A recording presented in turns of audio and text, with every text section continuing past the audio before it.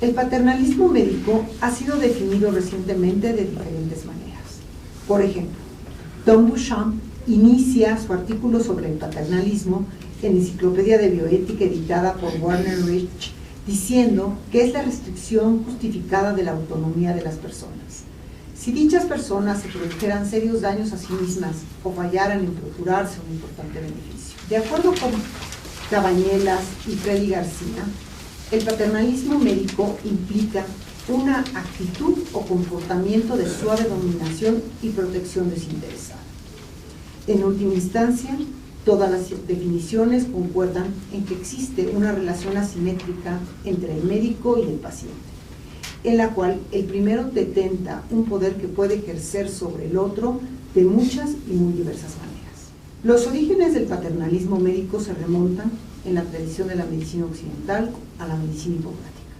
En su interpretación y análisis de este texto, Pérez Tamayo destaca la ineludible necesidad de que el médico sepa medicina, es decir, que sea un experto en todo lo relacionado al conocimiento médico, siendo esto el primer requisito para una práctica médica ética, por lo que destaca la imposibilidad de aplicarlo tal cual en la actualidad, ya que las situaciones médicas que en el texto evoca no son vigentes de ninguna manera.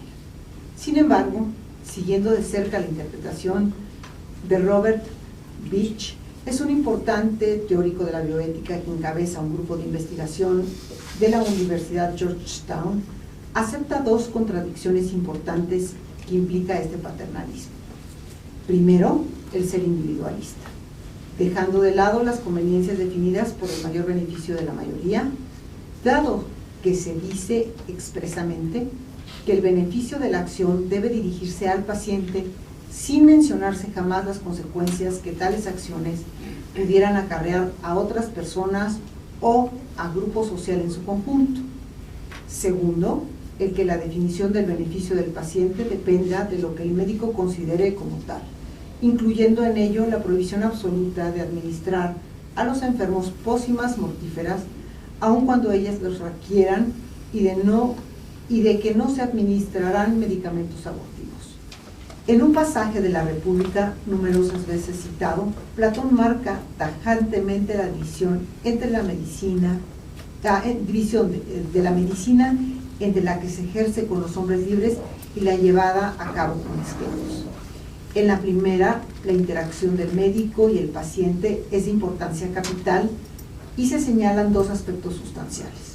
Uno, epistemológico, ya que el médico aprende de las particularidades de la enfermedad que le narra el paciente y que corrobora por la observación y la exploración.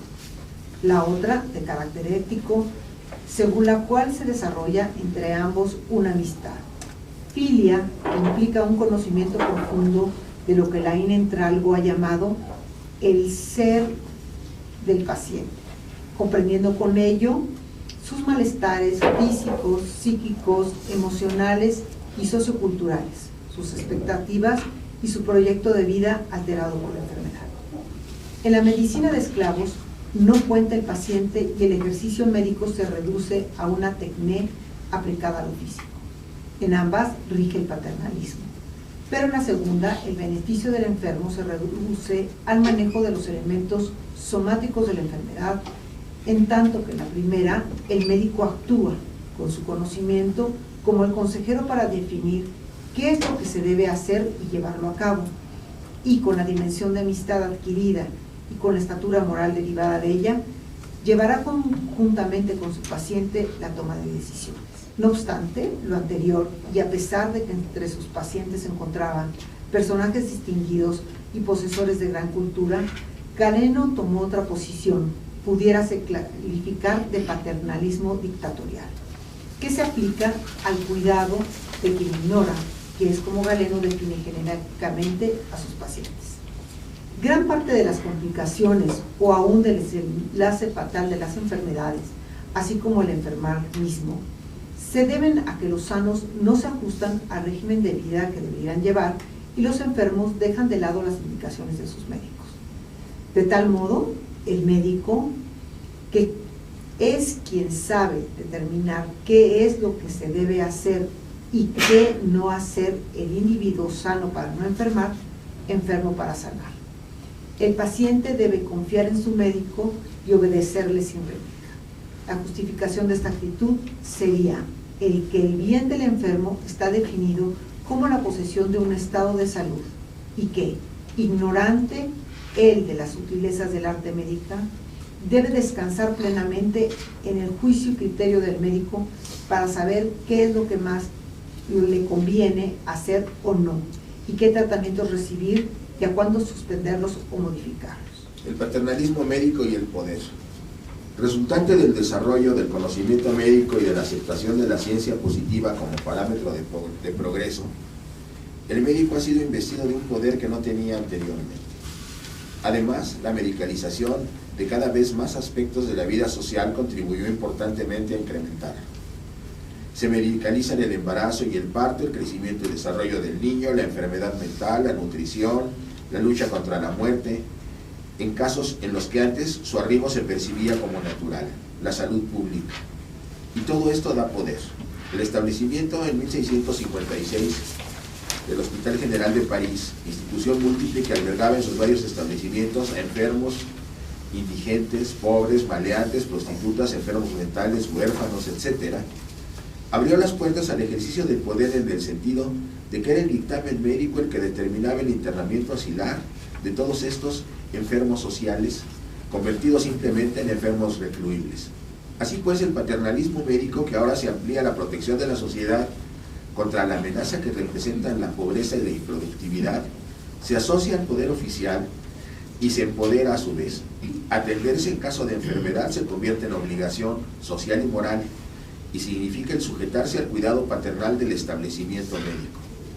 En la visión de Foucault, el médico asociado al poder representa tanto un auxilio para la salud como un peligro para la libertad del individuo y para la posibilidad de expresión de grupos marginados.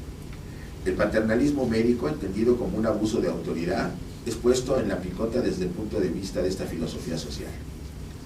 Es desde los 70 del siglo pasado lugar común en la crítica al poder hecha desde las ciencias sociales el rechazo al paternalismo médico, clasificado como un comportamiento antidemocrático y atentante contra los derechos del ciudadano, al que se busca revestir con un poder que en realidad nunca antes había tenido. No se puede negociar en la actualidad la aplicación irracional por parte del paciente de dos factores esenciales: su contexto y circunstancia y su dimensión existencial. En este sentido, es sumamente importante el desarrollo del concepto de salud que sobrepase el límite de lo físico, para buscar los componentes psicológicos, sociales y culturales de la persona, de modo que su beneficio no se puede concebir ya en términos de enfermedad somática, ni siquiera mental, sino debe abarcar los ámbitos socioculturales e incluir los antecedentes biográficos y el proyecto de vida del paciente. Beneficio no significa meramente la curación de una enfermedad, va mucho más allá. Es en este sentido en el que en los últimos años se han propuesto algunas soluciones. Las más pertinentes a nuestro modo de ver son aquellas que plantean cambios en la relación médico-paciente que la adecuen a las condiciones de la sociedad y el pensamiento posmodernos. Un ejemplo es el planteamiento de Soyopoulos, por ejemplo, abogando por la inclusión preferencial de la vivencia de la enfermedad, del sufrimiento, de la discapacidad, para tomas de decisiones específicas e individualizadas. Otro es la propuesta de Arnason referente a la centralidad del diálogo entre el paciente y su médico, basado en el respeto y la confianza, en el cual se pueden canalizar bajo la modalidad de conversación las aspiraciones y deseos del paciente, y el médico pueda y sepa diferenciarlos de los suyos a fin de no interferir con ellos en una toma de decisiones adecuadas. La necesidad de un paternalismo modulado podría ejemplificarse mediante algunas consideraciones sobre situaciones en que su ejercicio aparentemente estaría justificado. Tomemos las posibilidades que plantea Moshami Shields.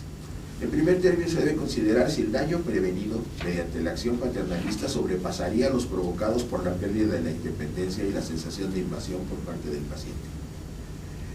Una segunda posibilidad es el que las condiciones del paciente limiten seriamente su habilidad para llevar a cabo una decisión autónoma. Tercero, cuando la intervención pueda ser universalmente justificada bajo circunstancias revelantes y similares. Y finalmente, cuando existe un consentimiento, un deseo de consentimiento, o la posibilidad, si la persona pudiera hacer una decisión racional de su consentimiento en cuanto a las acciones que se llevarán a cabo y lo afectan. En este último caso, pensamos que deben de tomarse con suma precaución las asunciones que se pueden hacer sobre pretexto de pensar como si la persona involucrada lo hiciera. Una justificación más que se ha aducido sobre el paternalismo es la importancia que han venido tomando la promoción de la salud, la prevención y su aplicación a un nivel colectivo mediante acciones de salud pública en la atención de la salud. En este terreno, la falta de percepción de las problemáticas y las necesidades por parte tanto de individuos como de comunidades sería un factor relevante de justificación. Es, sin embargo, un tema que requiere de un análisis y reflexión detallados. Consideraciones finales. El paternalismo médico se revela como el ejercicio responsable de una obligación por parte del médico y como aspecto esencial del llevar a cabo uno de los fines de la medicina, curar o aliviar al paciente buscando su bien. Sin embargo, es claro que ya no puede ser ejercido como se venía llevando a cabo dentro de un modelo positivista que tacha de entrada al paciente como ignorante, no solo con respecto al conocimiento médico, lo cual pudiera ser correcto, sino también con respecto a lo que considera valioso para sí mismo. Por lo tanto, debe modificarse hacia lo que llamaríamos un paternalismo humanista que integre el conocimiento médico aplicable hoy en día, la reificación del ser del paciente, de su dimensión existencial, e incorpore los modelos de autenticidad y regrese al paciente la expresión de su propia narrativa, vehículo de su experiencia, sus preocupaciones, sus deseos, en síntesis, de su propia definición de lo que es una medicina. Médico y paciente constituyen una diada simétrica en la cual el poder que detente el primero debe siempre supeditarse a lo decidido conjuntamente.